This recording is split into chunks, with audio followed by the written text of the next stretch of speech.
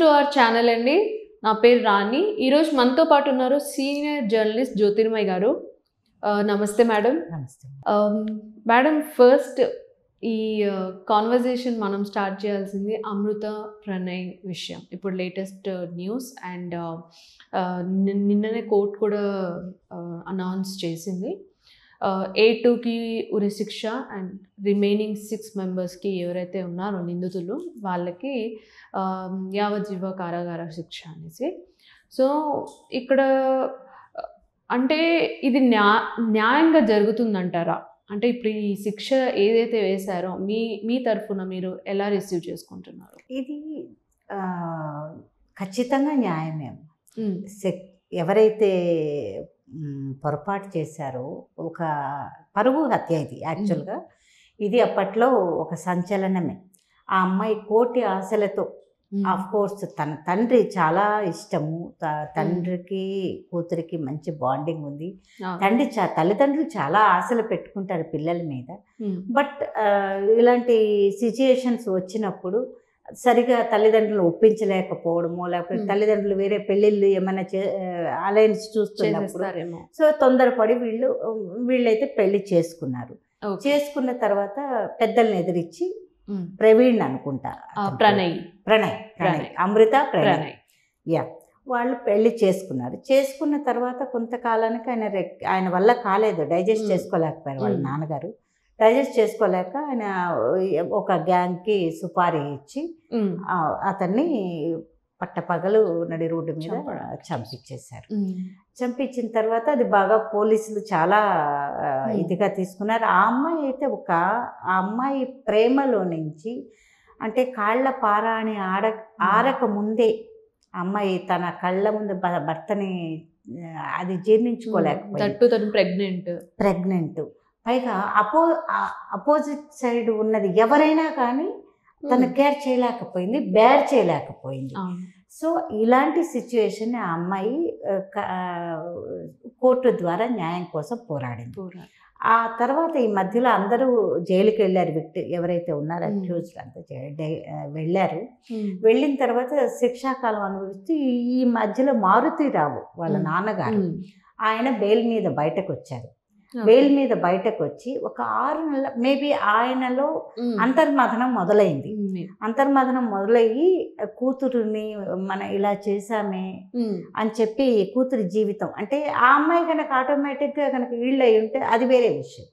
ఆ అమ్మాయి స్టబాన్గా నిలబడింది. తండ్రికి వ్యతిరేకంగా, తన భర్తకు అనుకూలంగా, అత్తమామలకు అనుకూలంగా స్టబాన్గా ఎవరైతే చంపారో వాళ్ళకి శిక్ష పడాల్సిందే అని ఆ అమ్మాయి న్యాయం కోసం పోరాడుతున్న పరిస్థితుల్లో వాళ్ళ నాన్న ఒక ఓవర్ నైట్ ఆత్మహత్య చేసుకున్నారు. నోటు కూడా రాసి పెట్టారు. ఆయన A1 ముద్దాయి, A1 అన్నమాట. సో ఆయనకు ఆల్రెడీ ఆయన శిక్ష విధించుకున్నాడు. ఆయనలో నుంచి మొదలైన అంతర్మథనం శిక్ష విధించిందో మొత్తానికి ఆయన అయిపోయింది. తర్వాత A2కి దాదాపు 8 సంవత్సరాలు 7-8 సంవత్సరాలుగా నడుస్తున్న న్యాయస్థానంలో నడుస్తూనే నిన్న తీర్పు ఇచ్చారు గౌరవ బెంచ్, సుప్రీం హైకోర్టు.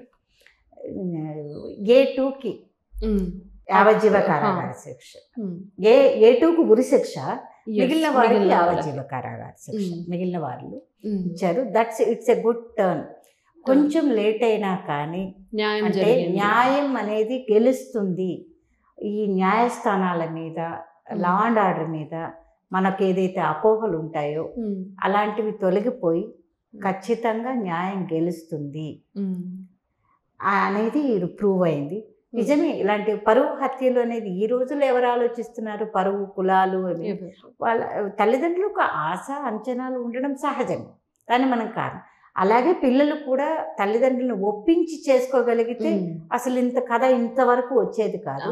బట్ ఇది ఈరోజు ఏదైతే తీర్పు ఇచ్చిందో ఇది నిజంగా తల్లిదండ్రుల యొక్క మైండ్ సెట్ని మార్చేట్టుగా ఉంది. ఇలాంటి వాటికి దూరంగా ఉండాలి. Really it's unfortunate thing that they have done. Maruthi Rao గారు ఏదైతే వాళ్ళ నాన్నగారు తీసుకునే స్టెప్, పరువు హత్యలు అంటారు దీన్ని, కులమతాలు అవి చూసుకొని ఎంచుకొని చేసే హత్యలు పరువు హత్యలు. ఇలాంటివి ఇంకా ఫ్యూచర్లో ఇలాంటివి చేయాలి అన్నా కూడా ఇప్పుడు సుపారీ తీసుకున్నారు, వాళ్ళు ఏం సాధించారు? డబ్బు తీసుకున్నారు, హత్య చేశారు. తను ఒక అంటే హత్యలు చేయడానికి డబ్బు, అదొక ఉద్యోగం, వ్యాపారం, వృత్తి ఏదో ఒకటి ఎంచుకున్నారు. వాళ్ళు ఏం సాధించారు? ఈరోజు కటకటాలు లెక్క పెడుతున్నారు. అంటే ఇక్కడ క్లియర్గా ఏం తెలుస్తుందంటే వాళ్ళు ఏం చేసినా మా సార్ ఎవరైతే ఈ ముందుండి నడిపిస్తున్నారో మారుతిరావు అనే వ్యక్తి చూసుకుంటాడులే, ఆయన దగ్గర డబ్బు ఉంది, పలుకుబడి ఉంది, సో మేము సేఫ్ జోన్ లోనే ఉంటాము అని అనుకుని ఉంటారు. No, it's wrong. సుపారీ అంటే వాట్ ఎగ్జాక్ట్లీ ఐ మీన్, ఇప్పుడు ఈ పని చేశారు అంటే పలానా మీద దాడి చంపడము, లేకపోతే పలానా నేరం చేయడం చేస్తే ఈ పని సేఫ్గా చేసినంత వరకు మనకు ఒక డీల్, మనం ఎంత మాట్లాడుకుంటామో మన ఇద్దరికి ఆ డీల్, నేను మీకు ఆ డీల్ అప్పగిస్తా, దట్ ఈస్ కాల్డ్ సుపారీ. ఆ డబ్బులు ముందు ఒక టోకన్ అడ్వాన్స్ ఇస్తాను, పని అయిపోయిన తర్వాత మొత్తం ఇస్తాను, అంతే నా రోల్. ఆ తర్వాత I don't want to interfere in your risk. మీరు కూడా అంతే అనమాట. అవతల సుపారీ ఎవరైతే తీసుకున్నారో కూడా వాళ్ళు ఇంతవరకే, తర్వాత దాని మీద ఏం ఉండదు అనమాట. ఆ తర్వాత వాళ్ళు దొరకకపోతే ఇట్స్ ఓకే, ఫైన్. మళ్ళీ చట్టానికి దొరికారు అనుకోండి, ఆ రిస్క్ వాళ్ళదే. ఇక్కడ ఈయనే చనిపోయాడు. ఇక్కడ ఎవరైతే సుపారీ ఇచ్చారో, అమృత వాళ్ళ నాన్నగారు సుపారీ ఇచ్చారో, ఆయనే బెయిల్ మీద నుంచి వచ్చి తను చేసింది తప్పు అని అంతర్మతంతో నలిగిపోయి ఆయన ఉరేసుకుని ఆయన తనకు తాను శిక్షించుకున్నాడు. ఇంక తర్వాత ఇంకా మీరు సుపారీ తీసుకున్న వాళ్ళ గురించి ఆలోచించే ఆలోచన ఏమి ఉండదు. సుపారీ ఈజ్ ఒకే ఒక మాట, దట్ ఈస్ మనం మాఫియాలో చూస్తున్నాము, చాలా వాటిలో చూస్తున్నాం. సుపారీ ఈజ్ అంటే అదొక వృత్తి అనమాట. ఎలాగైతే మనం దొంగతనం చేసి రెక్కి చేసేవాళ్ళు ఒకడు ఉంటారు, వాడు అప్పగిస్తాడు అనమాట, పలానా ఇంట్లో ఈ టైంలోకి వెళ్తే తాళాలు వేసి ఉంటాయి, ఈ టైంలో పెద్దవాళ్ళు ఉంటారు, ఈ టైంలో ఎవరు ఉండరు, అది ఒక ఇన్ఫర్మేషన్ సోర్స్, అది ఇస్తారు. ఆ ఇన్ఫర్మేషన్ సోర్స్ ఇచ్చిన దానికి ఏమైనా ఐటీ దాడులు కానీ లేకపోతే ఎవరైనా బాగా ఇవంతా దీన్ని ఇన్ఫర్మేషన్ సోర్స్. దానికి వాళ్ళు ఒక కవర్ కల్చర్ కొంచెం ఇస్తారు, అంతటితో అయిపోతుంది, వాళ్ళ జాబ్ ఈజ్ ఓవర్. తర్వాత కాన్సిక్వెన్సెస్లో వాళ్ళ ప్రమేయం ఉండదు. బట్ చట్టం చేతికి వచ్చేసరికి, చట్టం తన చేతిలోకి తీసుకున్నప్పుడు సర్కమ్స్టెన్షియల్ ఎవిడెన్సెస్, అసలు మోటివ్ ఏంటి, ఎవరున్నారు, ఎందుకు వచ్చింది, అంతకుముందు ఇంకెవరైనా ఉన్నారా, కొత్తగా ఎవరైనా ఉన్నారా, మల్టిపుల్గా ఎవరైనా మధ్యలోకి వచ్చారా, ఇవన్నీ పోలీసులు మొత్తం ఎవిడెన్సెస్ అంతా తీసుకొని దాన్ని ఒక క్రోడీకరించి దాన్ని ఒక రిపోర్ట్ ఇస్తుంది. ఆ రిపోర్ట్ని తీసుకొని గౌరవ న్యాయస్థానం శిక్ష విధించడం అనేది అన్ని పారామీటర్స్తో ఆలోచించి ప్రతి ఒక్కరి ఆలోచించి తీసుకుంటారు. ఈ పీరియడ్లో ఏదైతే ఇన్ని సంవత్సరాలు కోర్టుకి సబ్మిట్ చేసి కోర్టులో ప్రొసీజర్ ప్రకారము అన్ని తీర్పు వచ్చే వరకు చాలా వాయిదాలు పడతాయి, మధ్య మధ్యలో కొత్త కొత్త ఇవి వస్తాయి, మార్చుకోవాల్సి వస్తుంది, మారుస్తుంటారు. ఈ ప్రాసెస్లో అమృత వాళ్ళ నాన్నగారు చనిపోయారు. బట్ అమృత అనే ఆ అమ్మాయి స్టాండర్డ్గా తను నమ్మిన సిద్ధాంతం అంటే ఆ అబ్బాయిని కరెక్ట్గా చూస్ చేసుకుంది. ఆ అమ్మాయి ఆ ప్రణయ్ అనే అబ్బాయిని అన్ని రకాలుగా ఆలోచించి ఆమె తన లైఫ్ పార్ట్నర్గా ఎంచుకుంది. అది వాళ్ళ నాన్నగారికి నచ్చలేదు. నచ్చకపోయినా తనకి సెట్ అవుతాడు. ఎంత ప్రేమ ఉంటే కన్న తండ్రి చనిపోయిన తర్వాత కూడా పగని పక్కన పెట్టలేకుండా, అంటే అత్తమామలతో వాళ్ళకి సపోర్ట్గా, అంటే వాళ్ళకు తన వల్లనే కదా వాళ్ళ కొడుకు, అంటే కొడుకు పోతే వాళ్ళ లైఫే పోయింది కదమ్మా. సో ఇలాంటి విషయాల్లో కోర్టు ఇంకా సత్వరంగా న్యాయం చేస్తే బాగుంటుందని మన ఎక్స్పెక్టేషన్. సామాన్యంగా ఆలోచిస్తే న్యాయం సత్వరంగా చేస్తే నేరం యొక్క శాంటిటీ తగ్గుతుంది. అంటే ఇప్పుడు ఎప్పుడో జరిగింది, ఎప్పుడో ఇన్సిడెంట్ జనాలు మర్చిపోయిన తర్వాత ఇప్పుడు అదే కేసు మీద ఇప్పుడు కోర్టు తీర్పు ఇవ్వడము అని, అఫ్ కోర్స్ తీర్పు అనేది ఖచ్చితంగా న్యాయం అనేది గెలిచింది, న్యాయం జరిగింది, దోషులకు శిక్ష పడింది, దట్ ఈస్ ఫైన్. బట్ సత్వర న్యాయం కోసం చూస్తూ ఉంటారు. ఆ సత్వర న్యాయం కనుక అమలు జరిగితే ఇంకా చాలామంది ప్రజలకు చాలామంది సంతోషదాయకంగా ఉంటుందన్నమాట. అప్పుడే నేరస్తుల్లో వణుకు పుడుతుంది నేరం చేయాలంటే. ఇప్పుడు నేరం చేయాలంటే ఇప్పుడు నేరం చేసాం 10 ఏళ్ల తర్వాత అప్పుడు ఉంటామో ఉండము, ఈ లోపల రన్ అయిపోతుంది కదా, జరిగిపోతుంది కదా అన్న ఆలోచన. అంటే నేరం చేయాలి అంటే భయం పుట్టాలి. ఆ భయం పుట్టాలి అంటే పడే శిక్ష ఎంత సివియర్గా ఉండాలో అంతే టైంలో దానికి తొందరగా కనుక న్యాయం చేస్తే బాగుంటుంది. ఎనీవే ఈ అమృత ప్రణయ్ కేసులో న్యాయం గెలిచింది, దోషులకు శిక్ష పడింది. సో మన సిస్టమ్ స్లో ఉందంటారా? మనది ఏదైతే శిక్షించే డెసిజన్ తీసుకునే సిస్టమ్ అది ఇంకొంచెం ఫాస్ట్గా అంటే ఇంకొంచెం త్వరగా చేస్తుంటే. బట్ ఈ ప్రాసెస్లో ఎప్పుడు 100 మంది దోషులు తప్పించుకున్నా పర్వాలేదు, ఒక నిర్దోషికి శిక్ష పడకూడదని మన న్యాయశాస్త్రం చెబుతోంది.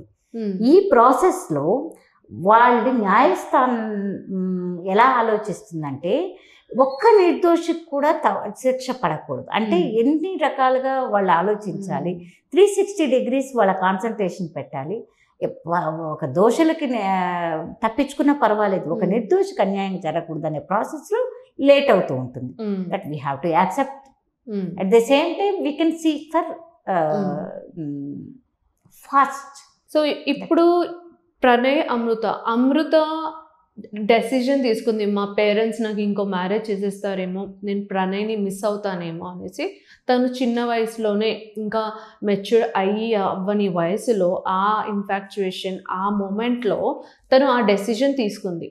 తను ఇంకొన్ని రోజులు ఆగి ఇంకొంచెం కన్విన్స్ చేసుకొని పేరెంట్స్ని, తన తండ్రిని తన తల్లిని కన్విన్స్ చేసుకొని తర్వాత మ్యారేజ్ చేసుకొని ఉంటే ఇది జరగకపోతుండేనేమో.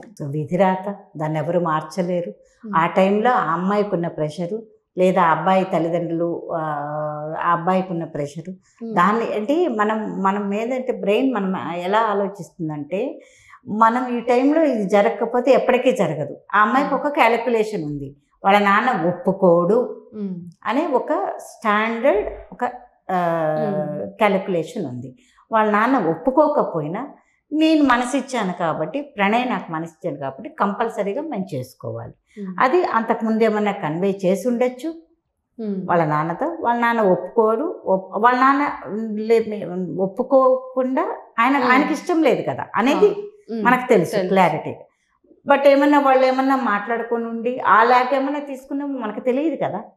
బట్ ఆ అమ్మాయి ఒక కంక్లూషన్కి వచ్చింది, అందుకే వాళ్ళిద్దరు వెళ్ళి పెళ్లి చేసుకున్నారు. సో ఇక్కడ తెలుస్తుంది ఏంటంటే వీళ్ళిద్దరి పేరెంట్స్ కూడా ఇంతకు ముందే అంటే వాళ్ళిద్దరు ఫ్రెండ్స్ అంట. సో అయినా కానీ మారుతిరావు అనే వ్యక్తి యాక్సెప్ట్ చేయలేకపోయాడు. సో ఆ సూసైడ్ చేసుకోవడానికి ఆ పశ్చాత్తాపమే కారణం అంటారా, లేకపోతే నేను నా కూతుర్ని తేవాలి అని అనుకున్నా, అంటే రిటర్న్ నేను నా కూతురు దగ్గరికి వెళ్ళాలి అనుకున్నా కానీ ఆ ఈగో హర్ట్ అయ్యి ఆయన సూసైడ్ చేసుకున్నాడు? ఎందుకంటే ఆయన ఎంతగా ప్రేమించాడంటే కూతుర్ని, ఆయన ఫ్లెక్స్ ఒక బొమ్మ ఒక ఫోటోగ్రాఫ్ పెద్దది పెట్టేసుకొని ఇంట్లో అంత ప్రేమ, పేరెంట్స్కి మరి అంత ప్రేమ ఉంటుందంటారా? ఖచ్చితంగా అమ్మా. ఆబ్వియస్లీ ఆడపిల్లల మీద తండ్రికి ఎక్కువ ఉంటుంది. బట్ తల్లిదండ్రుల ప్రేమను అసలు తూకం వేసేంత స్థాయి కాదమ్మా. నాదైతే ఆ స్థాయి కాదు, మనది కాదు అనేసి నేను ఫీల్ అవుతున్నాను. తల్లిదండ్రుల ప్రేమ అనేది తూకం వేసి అంత ఉందంటారా అనేది కాదు. అడప దడప ఎక్కడో వింటూ ఉంటాము. అది కూడా అవుట్ ఆఫ్ దేర్ అనుభవం, అవుట్ ఆఫ్ దేర్ సిచ్యుయేషన్ అలాంటివి వింటుంటామే. కానీ తల్లిదండ్రులకు పిల్లల మీద ఉండే ప్రేమ ఎప్పుడూ అది దాన్ని ఒక తక్కడలో వేసేది కాదు. అట్ ది సేమ్ టైం తండ్రులకి ఆడపిల్లల మీద ఇంకా బాగా బాండింగ్ ఉంటుంది, అటాచ్మెంట్ ఉంటుంది. బట్ మీరు అడిగిన క్వశ్చన్ ఏంటంటే దీంట్లో భాగము ఆయన నిజంగా పశ్చాత్తాపడి చనిపోయారా, లేకపోతే ఎస్ ఆఫ్ కోర్స్ ఆయన ఆవేశంలో ఆయన పరువు హత్యకి పాల్పడ్డారు. ఆ తర్వాత జైల్లో ఉన్నారు. జైల్లో ఉన్న తర్వాత బయట యాగిటేషన్స్ జరుగుతున్నాయి. కూతురు కనుక అది మర్చిపోయి కనుక తల్లిదండ్రుల దగ్గరికి వచ్చేస్తుంటే అది వేరేగా ఉండేది. బట్ ఆ అమ్మాయి రాకుండా ఆ అమ్మాయి సపరేట్గా ఉండి అత్తమామలతో కలిసి భర్తను చంపిన వాళ్ళని, అది తల్లిదండ్రులైనా కానీ సమాజమైనా కానీ సుపారీ గ్యాంగ్ అయినా కానీ హూఎవర్ ఇట్ ఈస్, వాళ్ళు పనిషబుల్ అని ఆ అమ్మాయి నిర్ణయించుకొని స్టబాన్గా ఉండే కొద్దీ ఈయన యొక్క మైండ్ సెట్ మారింది. ఆ మైండ్ సెట్ మారడము ఇంకా అమ్మాయి క్షమించే స్టేజ్లో లేదు రాణి, ఆ అమ్మాయి క్షమించే స్టేజ్లో లేదు. ఆయనకై ఆయనే అంతర్మాదనం బెయిల్ నుంచి ఆరోగ్య కారణాల వల్ల ఏదో బెయిల్ తీసుకుని బయటకు వచ్చిన తర్వాత సో అందుకని ఆయన అంతర్మాదనం చెంది ఆయన ఒకరోజు ఆయన ఇంకా ఆయన వల్ల కాలేదు, డైజెస్ట్ చేసుకోవడం వల్ల కాలేదు. ఆయనకై ఆయన పశ్చాత్తాపం చెంది సూసైడ్కి పాల్పడ్డారు. There is no. సో ఈ కేసే ఎంత సెన్సిటివ్గా మారింది. ఇలాంటివి ఎన్నో చూసాము, ఎన్నో ప్రేమ కథలు విన్నాము. లైక్ ఈ వీళ్ళిద్దరు వెళ్ళి మ్యారేజ్ చేసుకున్నారంట, పేరెంట్స్ యాక్సెప్ట్ చేయలేదంట అని ఎన్నో విన్నాం. ఇది చాలా సెన్సిటివ్ కేస్గా ఎందుకు మారిందంటారు? అంటే వీళ్ళకి పలుకుబడి ఎక్కువ ఉండడం వల్లనా, లేకపోతే ఈ అమృత అంతా పట్టుబడి నా భర్తను చంపిన వారిని నేను ఎలాగైనా శిక్షించాలని అంత గట్టి కూర్చోవడం వలన ఈ కేసు ఎంత సెన్సిటివ్గా? మీరు వేసే క్వశ్చన్లోనే you have an answer. Why? Because ఇక్కడ పలుకుబడి ఎవరికి ఉంది? తండ్రికి. తండ్రికి. పోరాడింది ఎవరితో? తండ్రితో. తండ్రితోనే. బయటకు వెళ్ళిపోయింది ఎవరికి వ్యతిరేకంగా? తండ్రికి వ్యతిరేకంగా. చంపబడిన బాధితులు ఎవరు? తన భర్త. చేసింది ఎవరు? తండ్రి. So this is all. పలుకుబడి ఏమన్నా ఉంటే అది మారుతిరావుకే ఉంటుంది కానీ అమృత కాదు కదా. బట్ అయినా కూడా సో తను ఒక తనకు అనిపించిన అది తను ఫీల్ అయింది. తన తండ్రి చేసింది తప్పు అని తను ఫీల్ అయింది. ఆఫ్ కోర్స్ ఇట్ ఇస్ తప్పు. ఖచ్చితంగా ఈరోజు 7-8 సంవత్సరాల తర్వాత ఆఫ్ కోర్స్ అదొక 2-3 ఇయర్స్, ఇదొక 4 ఇయర్స్, 7 సంవత్సరాల తర్వాత 8 సంవత్సరాల తర్వాత ఈరోజు ఖచ్చితంగా ప్రూవ్ అయింది. దీనికి ఎగనెస్ట్గా మాట్లాడడానికి ఏం లేదు. ఖచ్చితంగా నేరం చేసిన వారు శిక్షింపబడతారు అంతే. సో నేరం చేశారు, శిక్షించబడు. ఈ ప్రాసెస్లో ఒక తండ్రిగా ఆయన మధ్యలో తను చాలించాడు అంతే. ఆయన ఏవన్ ముద్దాయి. ఈరోజు ఆయన బ్రతికి ఉంటే ఆయనకి కూడా ఒక శిక్ష పడి ఉండేది. మేడం, లైక్ ఇప్పుడు జరిగిన ఈ కేసు ఏదైతే ఉందో మనకైతే అనౌన్స్మెంట్ వచ్చేసింది. సో షీఈ్ ఆల్సో వెరీ తీర్పు వచ్చేసింది. She also happy. తను కూడా చాలా హ్యాపీగా ఉంది. సో ఇక్కడ ఎవ్వరూ కూడా ప్రాఫిట్ జోన్లో లేరు. అందరూ ఒకరినొకరు లాస్. లైక్ అమృత తన భర్తని లాస్ అయింది, తన బాబుకి వాళ్ళ ఫాదర్ని లాస్ అయ్యేటట్టు చేశాడు భగవంతుడు, వాళ్ళ తండ్రికి కొడుకు, ఇలా అమృత వాళ్ళ ఫాదర్ లాస్. ఓవరాల్ చూసుకున్నా కానీ మనకి అసలు ఎక్కడ కూడా ఎవరు సంతోషంగా లేరు. సో నా what is the stage of amrita అంటే ఏంటి? అంటే ఇప్పుడు అమృత స్టేజ్ ఏంటి? ఇప్పుడు మనం ఒక ట్రైన్లో ఎక్కుతాము. ఒక డెస్టినేషన్, ఒక ఆంధ్ర నుంచి తెలంగాణకు వస్తున్నాము. ట్రైన్లో ఎక్కుతాం. మన కంపార్ట్మెంట్లో ఉండే వాళ్ళందరూ మనము హలో చెప్పుకుంటాము, ఎక్కడి నుంచి ఏమి చెప్పుకుంటాము, చిన్నగా నవ్వుకుంటాము, ఏదో షేర్ చేసుకుంటాము, వస్తాము. బట్ ఎవరి డెస్టినేషన్లో వాళ్ళు దిగిపోతూ ఉంటారు. చివరికి వచ్చేసరికి మన డెస్టినేషన్ చివరికి వస్తుంది. మన డెస్టినేషన్లో మనం దిగుతాం. ఆ అమ్మాయి ఆ ప్రయాణంలో ఆ అమ్మాయి తనను కని పెంచి అల్లారు ముద్దుగా పెంచుకున్న తండ్రి తనకు అన్యాయం చేశాడన్న ఫీలింగ్తో తను ఇష్టం లేని పెళ్లి చేసుకున్నాడు. వాళ్ళని వదిలేయచ్చు వాళ్ళ కర్మాన్ని. బట్ ఈయన పరువు కదా, తను అంటూ ఒక పరువు, ఒక ప్రతిష్టకి ప్రాణం ఇచ్చే వ్యక్తి ఒక తండ్రి, తల్లిదండ్రులు. ఆ ప్రాసెస్లో తన పరువును పక్కన పెట్టి ఇష్టం లేని పెళ్ళినో లేకపోతే వేరే కులాంతర మతాంతర వివాహమో చేసుకుంది అమ్మాయి. తండ్రి యాక్సెప్ట్ చేయలేకపోయాడు కాబట్టి ఆయన కొన్ని రోజులు ఆగి బాగా రెక్కిచ్చేసి ఒక సుపారీ గ్యాంగ్తో మాట్లాడి అల్లుడిని మట్టు పెడితే కూతురు లేట్ అయినా తన దగ్గరికే వస్తుంది, తర్వాత తను ఏమైనా చేయొచ్చేమో అని ఆయన అనుకున్నాడు. తండ్రి పాత్రలో ఒదిగిపోయి నష్టపోయిన వ్యక్తి ఆయన, తప్పు చేసిన వ్యక్తిగా సంఘం ముందు, అంటే పరువు ప్రతిష్టలకు ప్రాణం ఇచ్చే వ్యక్తి ఆయన తన పరువును కోల్పోయాడు, తన డబ్బును కోల్పోయాడు, సమాజం ముందు దోషిగా నిలబెట్టాడు, కూతురు ముందు దోషిగా నిలబడ్డాడు, అట్ ది సేమ్ టైం కోర్టుల ముందు దోషిగా నిలబడ్డాడు. ఆ వేదన తట్టుకోలేక ఏదో చేద్దామనుకొని ఏదో సాధిద్దామనుకొని చివరికి కరెక్ట్గా తన జడ్జిమెంట్ తనలో తను మదన పడిపోయి తనకు తాను శిక్ష వేసుకున్నాడు. He lost himself. అదే ఆ రోజు లేకపోతే ఈ రోజు కోర్టు విధించేది. ఇక్కడ అమృత తను కోల్పోయింది భర్తని, సాధించేది ఏమీ లేదు. బట్ పోరాటం కదా, తను నమ్మిన ఇప్పుడు ఈ అమ్మాయి తల్లిదండ్రులు ఒప్పుకోలేదు, బట్ వాళ్ళు ఓన్ చేసుకున్నారు.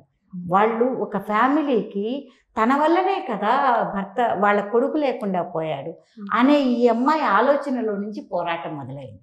అది వీ హ్యావ్ టు యాక్సెప్ట్. ఈరోజు ఆ తల్లిదండ్రులు కోడలి వైపు నుంచి ఆలోచిస్తే కోడలు నిలబడి లాస్ట్ వరకు నిలబడి ఎటువంటి ప్రలోభాలకి లొంగకుండా జస్ట్ బిందాసని కాలమే వదలకుండా న్యాయం కోసం పోరాడి ఆ తల్లిదండ్రులకి ఇంకంతకంటే ఏం చేయగలదా అమ్మాయి? షీటి పోరాటంలో ఆ తల్లిదండ్రులకి కొడుకు పోయిన ఒక కోడలి పాత్రలో కొడుకుని ఎవరైతే చంపారో, తన భర్తని తన నుంచి ఎవరికైతే దూరం చేశారో, తన బిడ్డకి తండ్రిని దూరం చేశారో వాళ్ళందరికీ శిక్ష పడాలి. అది తండ్రైనా తన వాళ్ళైనా పరాయి వాళ్ళైనా అని ఏకైక ధ్యేయంతో దోషులకు శిక్ష పడేట్టుగా పోరాడి రియల్లీ ఇట్స్ గుడ్. అండ్ న్యాయస్థానాలు ఇప్పుడు ఇందులో మనం ఆలోచించాల్సిన అవసరమే లేదు. న్యాయస్థానం దోషులకు శిక్ష వేసింది. We have to welcome and say thanks to న్యాయ వ్యవస్థ.